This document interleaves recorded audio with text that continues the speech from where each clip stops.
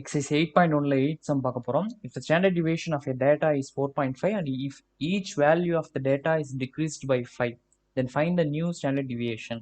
ஒரு தரவின் திட்ட விலக்கம் 4.5 ஆகும். அதில் இருக்கும் தரவு புள்ளி ஒவ்வொன்றிலும் 5ஐ கழிக்க கிடைக்கும் புதிய தரவின் திட்ட விலக்கம் காண்க. Generally, standard deviation will not change when we subtract some constant to all the values. திட்ட விலக்கமானது அதில் இருக்கும் தரவு புள்ளி ஒவ்வொன்றிலும் நிலையான மாறிலியை கூட்டும் போதோ கழிக்கும் போதோ மாறாது. ஒரு டேட்டா இருக்கு, அந்த டேட்டால இருக்க எல்லா புள்ளிகளிலையும் ஒரு நம்பர், ஸ்டாண்டர்டான ஒரு நம்பர், எல்லா நம்பர்லையும் 5 கழிக்கிறேன், எல்லா நம்பர்லையும் 8 கழிக்கிறேன்னா அதோட ஸ்டாண்டர்ட் டிவியேஷன் அப்படிங்கிறது மாறாது, அதே தான் இருக்கும். சரியா? ஸோ 5 கழிச்சதுக்கு அப்புறமும் புதிய திட்ட விலக்கம் என்ன இருக்கும் அப்படின்னா 4.5 தான் இருக்கும். இணைய சென்டர் மேத்ஸ் சேனலை சப்ஸ்கிரைப் பண்ணுங்க.